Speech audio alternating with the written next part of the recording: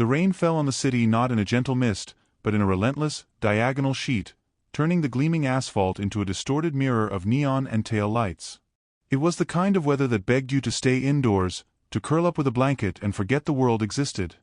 Luna Rossi, however, had no such luxury. Inside her tiny, beloved flower shop, the Gilded Petal, the world was very much present, and it was currently screaming in the form of a frantic phone call. Her younger sister, Elara's, voice was a tinny, panic stream of static from the speakerphone, competing with the drumming on the window pane. "I don't know what to do, Luna. He said if I don't have it by Friday, he's going to." "Just breathe, Elara. Breathe." Luna's voice was calm, a practiced steadiness that belied the cold knot tightening in her own stomach. Her hands, however, were a whirlwind of motion, wrapping the delicate, ivory-hued peonies and ranunculus for the massive Van Holsten wedding. A delivery she was now catastrophically late for.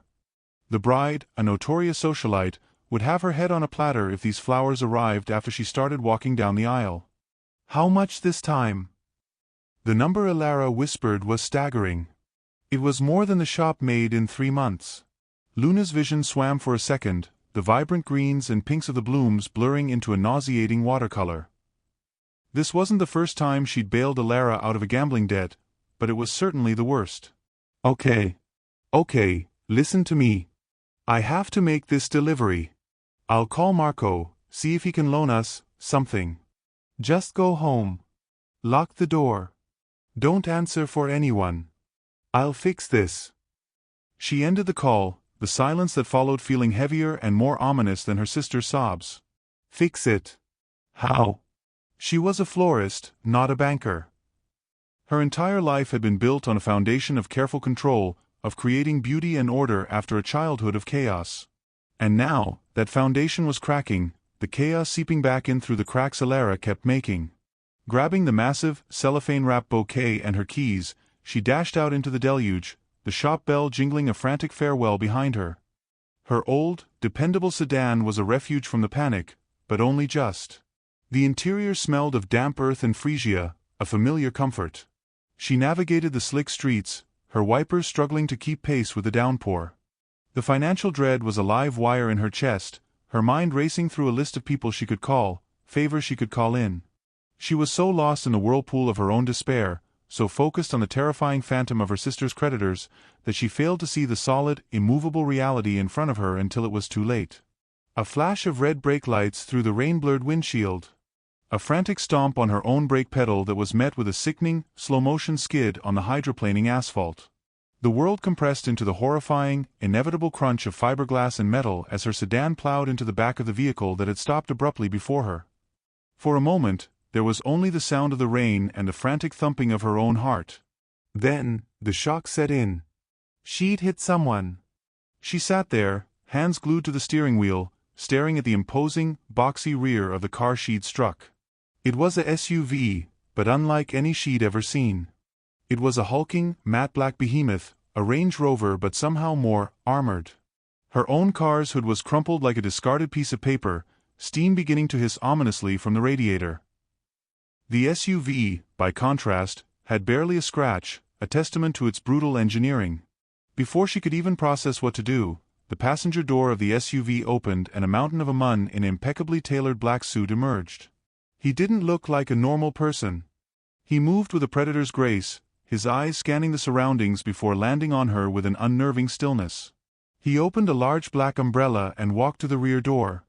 It opened, and a second man stepped out. This one was different. This one was the source.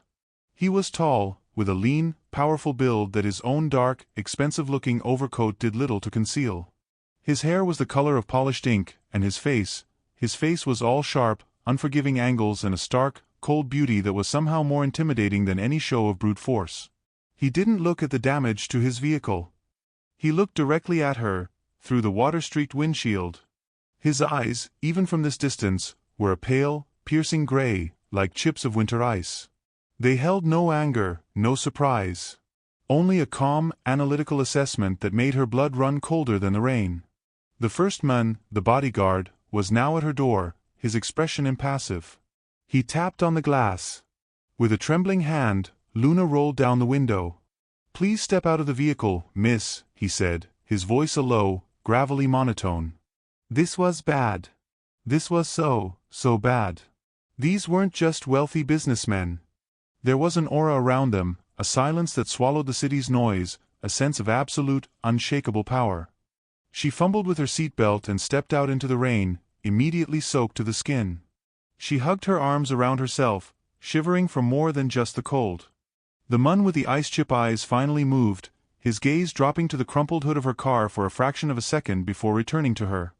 He took a few slow, deliberate steps forward, until he was standing just a few feet away, the umbrella held over him by his associate shielding him completely from the rain. Luna stood there, exposed and drenched, feeling like a specimen under a microscope. I am so sorry," she stammered, her voice shaking. "The rain, the brakes just hydroplaned. I'll give you my insurance information, of course." He continued to stare, his head tilting slightly. He was studying her face, the way her wet hair clung to her cheeks, the frantic pulse at the base of her throat. He seemed utterly uninterested in her apology or the mention of insurance. "What is your name?" he asked. His voice was quiet, yet it cut through the storm with the clarity of a shard of glass. It was a voice used to being obeyed. "Luna," she whispered. "Luna Rossi." "Luna," he repeated, as if tasting the word. He said nothing for a long moment, the silence stretching out, filled only by the percussion of the rain. She felt a primal urge to run, to get back in her car and flee, but her feet were rooted to the spot. This man, with his terrifying stillness, was a predator, and she was his prey, caught in a trap of her own making. He reached into his coat, and for a wild, heart-stopping second, she thought he was reaching for a weapon. Instead, he produced a simple, black leather wallet. He opened it, not to take out money, but to extract her driver's license, which he had somehow acquired from her car. He looked from the photo to her face, his expression unreadable. He tucked her license back into the wallet and closed it, slipping the entire thing into his own pocket.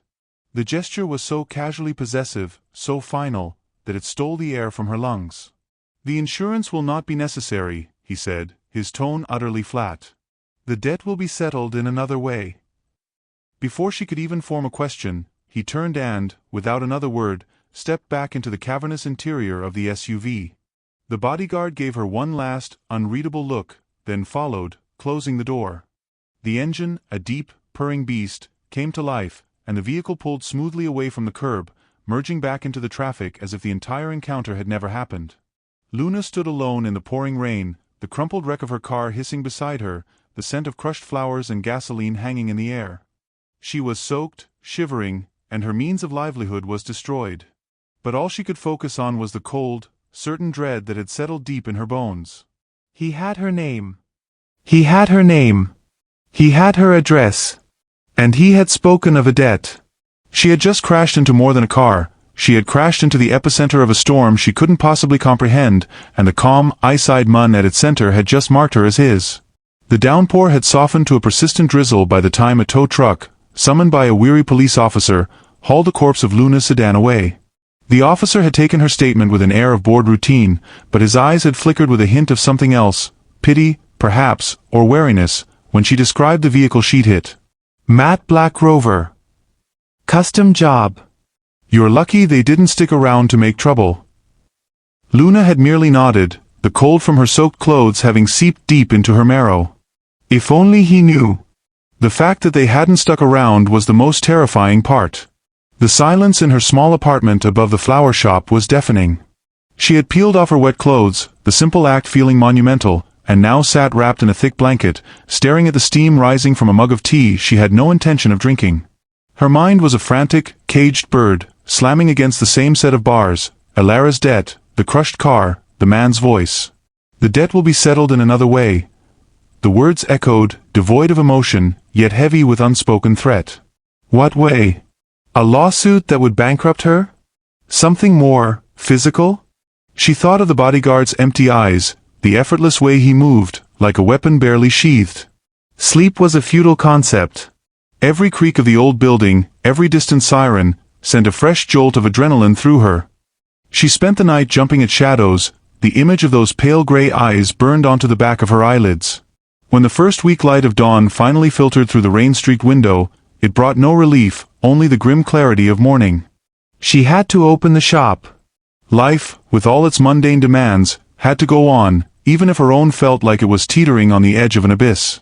The familiar ritual of unlocking the door, flipping the sign to open, and inhaling the humid, floral-scented air was usually a comfort. Today, it felt like playing a part. Her hands trembled as she filled buckets with fresh water, her ears straining for the sound of a specific engine, for footsteps that did not belong to a regular customer. The morning passed with a torturous slowness. She arranged bouquets with mechanical precision, her smile for customers a stiff, painted-on thing. She jumped when the shop bell jingled, her heart hammering against her ribs each time, only to be met with a friendly face asking for a dozen roses. It was just past noon when the atmosphere in the shop shifted. The light from the window dimmed, not from a passing cloud, but from the presence of a large, dark vehicle pulling up to the curb directly outside. The same matte black SUV. The world seemed to slow, the cheerful chirp of a sparrow outside becoming a distant, irrelevant noise. The door opened, and the mountain of a bodyguard entered first, his bulk blocking the entrance. He scanned the small space with a single, sweeping glance, then held the door open. He walked in as if he owned the very air she breathed. Kalen Vetrov. He was dressed differently now, a charcoal gray suit that cost more than her entire inventory, tailored to perfection, emphasizing the lean power of his shoulders. He looked even more out of place surrounded by the delicate pastels of the peonies and the cheerful yellows of the sunflowers. His gaze found her immediately, pinning her to the spot behind the counter where she stood, a pair of floral shears frozen in her hand. He didn't speak at first. He took his time, his winter-gray eyes conducting a slow, deliberate inventory of her shop, of her life. He noted the slightly warped floorboards near the sink, the framed print of a Van Gogh sunflower that was slightly askew, the small, chipped pottery vase where she kept her favorite writing pens. Each detail he absorbed felt like a violation. Finally, his attention returned to her. The silence stretched, thick and suffocating. "The repairs to my vehicle," he began, his voice that same quiet, cutting instrument from the night before, would be approximately $250,000. The number landed like a physical blow. Luna's grip on the shears tightened, her knuckles turning white. She felt dizzy. I have insurance," she managed to whisper, the statement feeling pathetically inadequate. A faint, almost imperceptible smile touched his lips, but it didn't reach his eyes. "As I said, insurance is not relevant here. The debt is not to an insurance company. It is to me." He took a step closer, and she instinctively took a step back, her spine pressing against the cool wall of shelving behind her. The scent of him reached her then, not cologne, but something cleaner, more elemental. Sandalwood and cold night air. There is, however, an alternative to financial restitution. He stopped on the other side of the counter, close enough that she could see the flecks of silver in his irises, the absolute, unyielding certainty in them. "You have a sister. Ilara." Hearing her sister's name in that voice, from that mouth, was a new kind of terror. It was a confirmation that her entire world was laid bare before him. "What about her?" Luna's voice was a strained thread. "She owes a significant sum to a man named Silas Greco. A man who lacks my patience." He placed his palms flat on her wooden counter, leaning forward slightly. The gesture was casual, but it felt like a cage being constructed around her. "The vig alone is compounding in a way she will never escape. Greco's methods of collection are, to put it mildly, permanent." Luna couldn't breathe. This was it. This was the other way. He was going to use Ilara as leverage. He was going to demand she do something illegal, something terrible, to wipe both debts clean. "I will make you a single offer," he said, his tone leaving no room for negotiation. It was a statement of fact. "You will marry me. The ceremony will take place in 72 hours. The words were so absurd, so utterly detached from reality, that for a moment Luna was certain she had hallucinated them. She stared at him, waiting for the punchline, for him to reveal the actual, terrible demand. But he just watched her, his expression unchanged. "Marry you." The words came out as a disbelieving laugh, though there was no humor in it. "You're insane." It is a business arrangement, he continued, as if she hadn't spoken. A contract marriage. It will last for 1 year. During that time, you will act as my wife in public. You will live in my home. You will be, for all intents and purposes, mine. In return, the debt for my vehicle is erased. Furthermore, I will settle your sister's account with Greco. Permanently. And upon the successful completion of the contract year, this shop, and the building it resides in, will be signed over to you, free and clear. He laid out the terms with the cold precision of a lawyer reading a will. Her freedom. Her sister's life. Her livelihood. All bundled into a single, horrifying package. The sheer, grotesque scale of it was mind-numbing. No, she breathed, shaking her head. No, I won't. You can't force someone to marry you. This isn't the Middle Ages. Can't I? He asked, the question chilling in its softness. He straightened up, pulling a single, pristine white business card from his inside pocket. He placed it on the counter between them. There was no name, no title. Just a single, embossed phone number. The choice is yours, Luna Rossi. But it is a binary one. You can say yes, and your sister is safe, your future is secure. Or you can say no. He paused, letting the silence weigh down on her. And you can attend her funeral next week. I will have your answer by 8 o'clock tonight. He turned and walked towards the door, the bodyguard falling into step behind him. He didn't look back. The shop bell jingled once, softly, as the door closed behind them.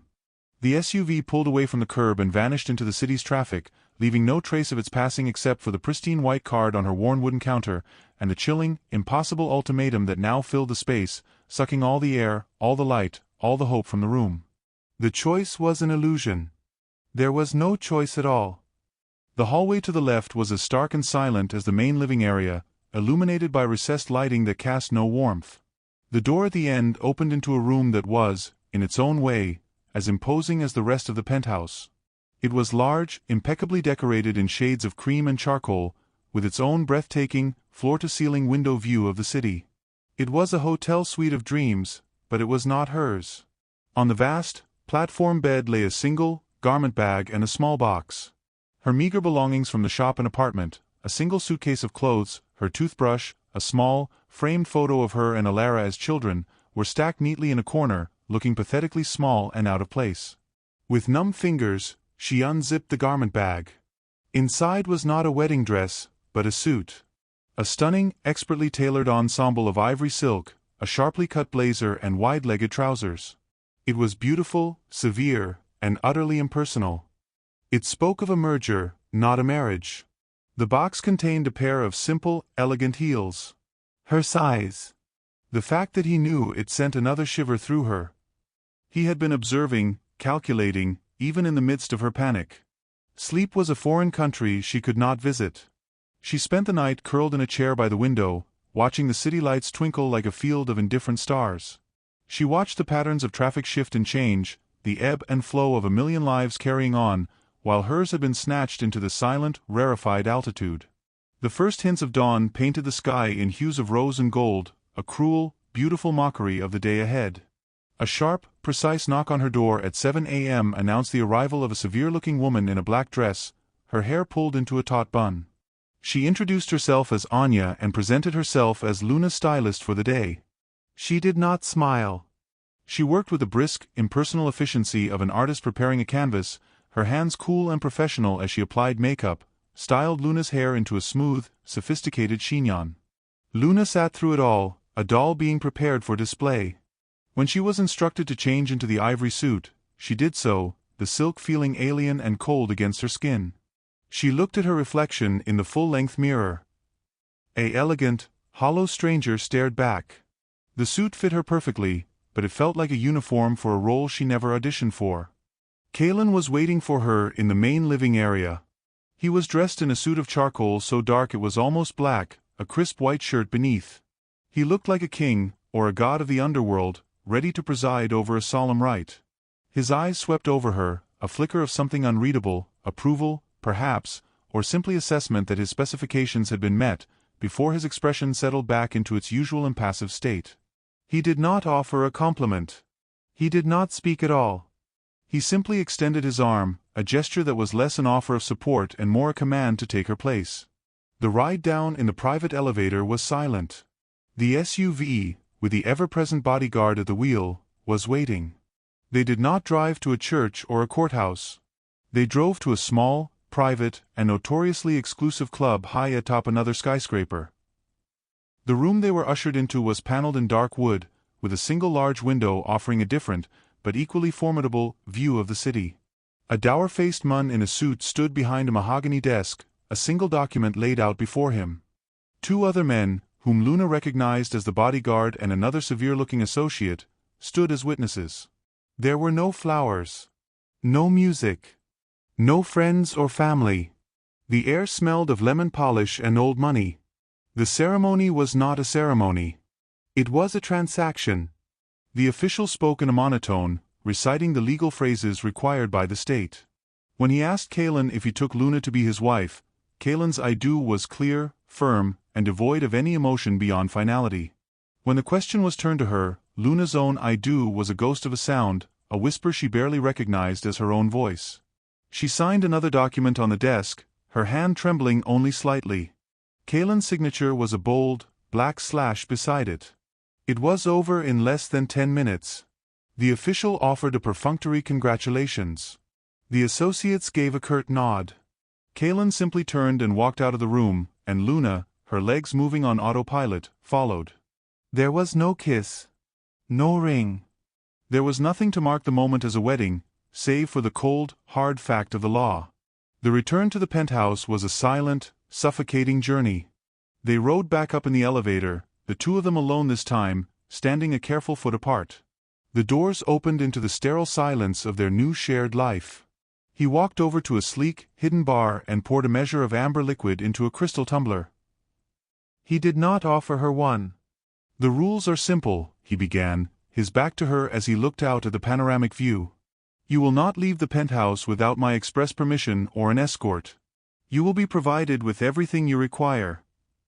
You will accompany me to social and business functions as required. You will be pleasant, engaging, and convincing. In private, you will stay out of my way, and I will stay out of yours. This wing," he gestured vaguely towards the hallway to the right, the one she was forbidden from entering, "is mine. You are not to enter it. Your obligations as my wife are public only. There are no private expectations." The clinical way he stated it, the utter lack of any personal interest, should have been a relief. Instead, it felt like another layer of isolation. She was to be a mannequin on his arm, a ghost in his home. He finally turned to face her, his gaze cool and direct. "We have our first public appearance this evening. A charity gala at the Rutherford Hotel. Anya will return at 6 to prepare you. The dress is in your room. Do not be late." With that, he turned and walked towards his private wing, the door closing behind him with a soft, definitive click. Luna was left standing alone in the center of the vast, silent room, the new, invisible weight of a wedding band she did not wear heavy on her finger. She was married. She was his wife. And she had never felt more terrifyingly, utterly alone in her entire life. The city sprawled beneath her, a world of millions, but in this rarefied prison in the sky, she was completely, utterly on her own. He turned and walked towards the door, the bodyguard falling into step behind him. He didn't look back. The shop bell jingled once, softly, as the door closed behind them. The SUV pulled away from the curb and vanished into the city's traffic, leaving no trace of its passing except for the pristine white card on her worn wooden counter, and the chilling, impossible ultimatum that now filled the space, sucking all the air, all the light, all the hope from the room. The choice was an illusion. There was no choice at all. The white card on the counter seemed to pulse with a malevolent energy, a tiny, pristine square that held the weight of a life sentence. For a long time, Luna did not move. She stood frozen, the floral shears still clutched in her numb hand, the metallic scent of the stem she had been cutting now smelling faintly of blood. The world outside the shop window continued its mundane dance, a woman pushing a stroller, a delivery truck double parking, the city breathing, utterly unaware that her universe had just been cleaved in two. "Marry me." The words were not a proposal. They were a sentence. A life imprisonment in a gilded cage, with a warden whose eyes held the chill of a tomb. Her mind, reeling and frantic, scrambled for an escape hatch that did not exist. She could call the police. And say what? A powerful, terrifying man has offered to pay off my sister's life-threatening debts and give me a building if I pretend to be his wife. It was ludicrous. They would dismiss her, or worse, the information would find its way back to him, and his retaliation would be swift and absolute. She could run. But with what money? To where? And what would happen to Alara the moment she disappeared? Kalin Vetrov had not made a request, he had engineered a checkmate in a game she never knew she was playing. Her phone buzzed, shattering the silence. Alara's name flashed on the screen. Luna's breath hitched. She answered, her voice a strained imitation of calm. Alara? Are you okay? Luna? Oh, God, Luna. Her sister's voice was a ragged whisper, thick with fresh tears. He was here. Greco's men. They were outside the apartment. They just stood there, staring at my door. They didn't knock, they didn't say anything. They just stood there. For an hour. I thought I was going to have a heart attack. The cold in Luna's veins turned to ice. It was a message. A confirmation. Vetrov was not bluffing. He had merely demonstrated the alternative, showing her the specter of Silas Greco's violence without having to lift a finger himself. The timing was too perfect to be a coincidence. It was a masterfully applied pressure, designed to break her will. It's going to be okay, Luna heard herself say, the words hollow. I'm handling it. Handling it? How? Luna, you can't possibly. I have a plan, Luna interrupted, the lie tasting like ash. Just stay inside. Don't answer the door for anyone. I'll call you later. She ended the call, her hand trembling so violently she nearly dropped the phone. She looked from the device, still warm from her sister's terror, to the white card on the counter. 2 points on a map of her damnation. There was no more deliberation. There was only the stark, horrifying reality. She could condemn her sister to a brutal, early grave, or she could sell her own soul. The hours bled away, each tick of the clock on the wall a hammer blow against her resolve. She moved through the shop like a ghost, her actions automatic. She watered plants that didn't need it, rearranged displays she had just finished, her mind a roaring static of fear and resignation. As the afternoon light began to fade, painting the shop in long, melancholy shadows, she knew the time had come. The 8 o'clock deadline was not a marker on a clock, it was the edge of a cliff. With a final, shuddering breath that felt like her last taste of free air, she picked up her phone. Her fingers, cold and clumsy, dialed the number on the card. It rang only once before it was answered, not by him, but by the same gravel-voiced bodyguard. Yes. It's Luna Rossi, she said, her voice a thin, reedy thing. I accept his terms. There was no response. No acknowledgement. Just the soft click of the line going dead. The deal was sealed. Her fate was signed. Less than 30 minutes later, the black SUV was back. The bodyguard entered alone this time, his presence sucking the warmth from the room. He did not speak to her. He simply picked up the small back in 10 minutes sign she used for quick errands, placed it in the window, and flipped the lock on the door. He then turned to her and gestured towards the entrance. Your belongings here are sufficient. Anything else will be provided. Wordlessly, feeling as if she were watching someone else's life unfold from a great distance, Luna picked up her purse, the one that held her wallet, her keys, the mundane detritus of her old life. She did not look back at the shop, at the flowers, at the life she had built with her own hands. She walked out, the bodyguard a silent, imposing shadow at her back. He held the rear door of the SUV open for her. The interior was all cool, dim leather and a faint, clean scent she now recognized as belonging to Kalin Vetrov. He was not inside. The drive was a silent, surreal journey through the city she loved, each familiar landmark feeling like a goodbye.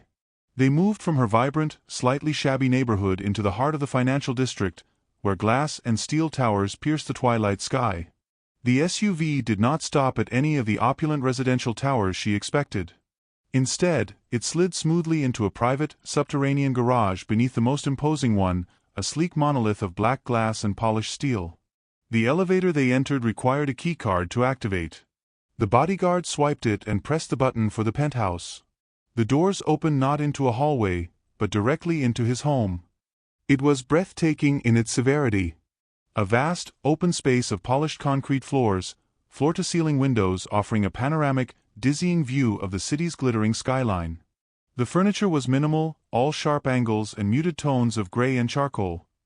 There were no personal photographs, no knickknacks, no art on the walls that spoke of passion or personality. It was a fortress. A beautifully appointed, brutally elegant cage.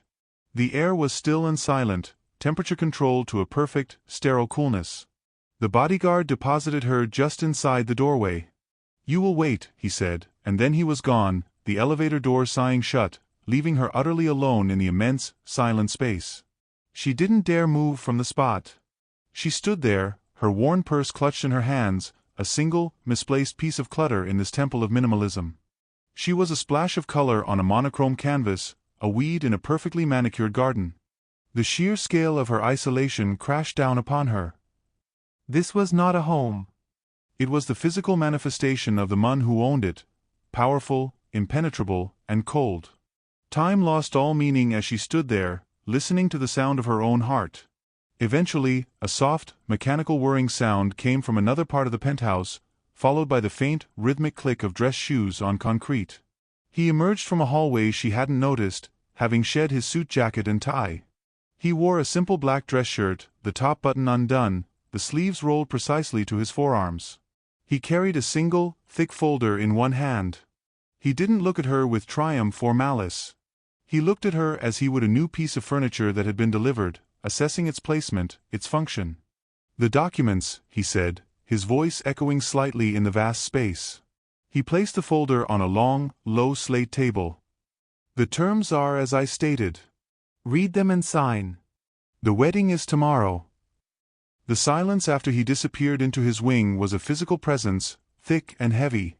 Luna remained standing in the center of the vast, cold living area, the city's distant hum a constant reminder of the life she had lost. A wife. The word echoed in her mind, hollow and meaningless. She was a tenant in a museum, a prop in a play whose script she had never read. The ivory suit she wore, so elegant and severe, felt like a costume she could not remove.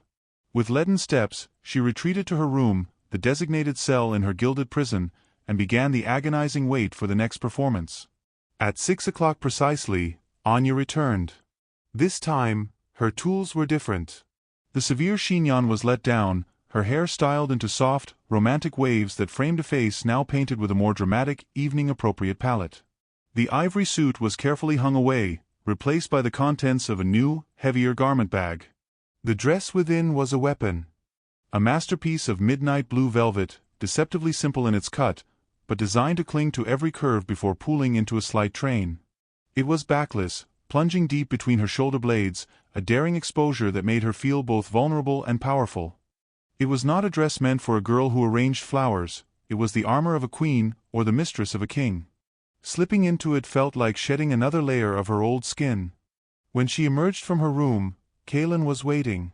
He had changed into a tuxedo that was clearly bespoke, the fabric a deep black that seemed to absorb the light. His gaze swept over her, and for the first time, there was a flicker of something beyond cold assessment, a spark of pure, male appreciation that was there and gone so quickly she wondered if she had imagined it. He offered his arm again, the same formal, impersonal gesture. "Remember," he said, his voice low, pleasant and engaging. The Rutherford Hotel was a temple of old-world opulence, all glittering chandeliers and marble floors. As they entered the grand ballroom, a hush seemed to fall over a section of the crowd. All eyes turned to them, or more specifically, to him. Whispers trailed in their wake like smoke. Kalen Vetrov was a specter at the feast, a man of immense, shadowy power who rarely deigned to appear in such a public setting. And tonight, he was not alone.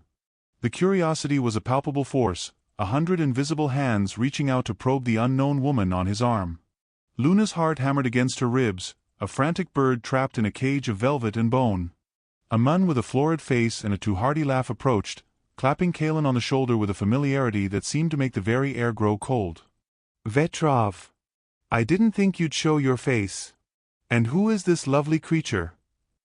Kalen's smile was a thin, dangerous curve of his lips. Alistair. This is my wife, Luna.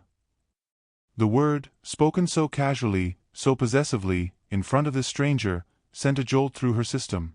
My wife. The man, Alistair, looked as if he'd been struck. His eyes bulged slightly before his politician's smile snapped back into place. Wife. Well, congratulations are in order. You've been hiding her away. The evening became a blur of similar encounters. Luna held onto Kalen's arm, her knuckles white, a fixed, serene smile plastered on her face. She nodded, she murmured pleasantries, she accepted congratulations that felt like accusations. She was playing her part, a beautiful, silent accessory. But inside, a slow, simmering anger began to burn away the numbness. She was not a person to these people. She was a piece of his empire, a new asset to be catalogued. The breaking point came during a conversation with a sharp-eyed woman draped in diamonds. The woman's gaze was like a scalpel, dissecting Luna. And what is it you do, my dear? Before this, of course. Luna opened her mouth to give her rehearsed, vague answer about arts and horticulture, but Kalen spoke first, his tone dismissive. Luna's pursuits are private. The condescension in his voice, the way he so easily erased her past, her passion, her very identity, was the final straw. The smile on her face tightened, becoming something more genuine, and far more dangerous. She turned her full attention to the diamond-clad woman, her voice clear and carrying a new, melodic strength. "What my husband means," she interjected, her smile sweet but her eyes glinting with a hint of steel, "is that I owned a flower shop. The Gilded Petal. I specialized in rare peonies and custom arrangements for events very much like this one. It's fascinating, the psychology of flowers at a gala, don't you think? The choice of lily over orchid can speak volumes about the host's intentions." She continued, effortlessly steering the conversation into a detailed, captivating discussion of color theory in floral design, of the hidden language of blooms. The woman, initially taken aback, was soon utterly engrossed, asking questions, visibly impressed. Luna was no longer just a pretty face, she was an expert, a professional. She had reclaimed a piece of herself in the lion's den. She felt Kalen go still beside her. He did not look at her, but his arm beneath her hand tensed, the muscle hardening like stone. He was listening. He was surprised. The rest of the evening passed in a new kind of tension. Luna continued to speak, to engage, to be more than just a mannequin. She charmed a stoic old industrialist with a story about a stubborn bonsai tree. She made a group of socialites laugh with a self-deprecating tale of a delivery gone wrong. She was using her own weapons, her knowledge, her warmth, her wit, in his world of cold power. The car ride back to the penthouse was engulfed in a silence more profound and charged than any that had come before. The elevator ride up was an eternity. The doors opened into the dark, quiet space. He didn't move towards his wing immediately. He stood by the window, his back to her, the city's lights painting his silhouette in silver. "Why did you do that?" His voice was low, a rumble in the quiet. "Do what?" Luna asked, her own voice steady, though her hands trembled. "My job? I was being pleasant and engaging. You specified." He turned then, and the look on his face was not one of anger. It was one of intense, bewildered scrutiny. The flawless mask was gone, replaced by the raw, calculating focus of a man who has encountered a variable he did not account for. "You showed them you have a mind," he said, as if stating a bizarre and inconvenient fact. "I do have a mind," she replied, holding his gaze, the velvet of her dress suddenly feeling less like armor and more like a second skin. "You may have bought my presence here, Kalen. But you do not own my thoughts. Or my voice." He took a step toward her, then another, closing the distance between them slowly, predatorily. The air crackled, the professional distance he had so carefully erected now shimmering and unstable. He stopped mere inches from her, his winter-gray eyes searching her face, tracing the defiance in her eyes, the set of her jaw. He saw the florist who had crashed into his life, yes. But he was also, for the first time, truly seeing the woman. His gaze dropped to her lips, and for a heart-stopping moment, she thought he might kiss her. The thought was not entirely one of fear. The tension stretched, a wire pulled taut, humming with unspoken challenges and a sudden, shocking undercurrent of attraction. He did not kiss her. Instead, a slow, genuine, and utterly devastating smile, the first real one she had ever seen on his face, curved his mouth. It transformed him from a statue of a Mun into something alive, dangerous, and mesmerizing. "Good," he murmured, the single word a vow, a threat, and a promise all at once. He turned and walked away, leaving her standing in the dark, her heart pounding a frantic, chaotic rhythm against her ribs. The game had changed. The battle lines were drawn. And Luna knew, with a terrifying and thrilling certainty, that the war for her soul had just begun. The story of Kalen and Luna is far from over. The gilded cage has been rattled, and the key might just be hidden within the very heart of the prisoner he trapped. Love to listen to more intense Mafia romance like this? Subscribe to Love and Loaded Guns and let the magic begin.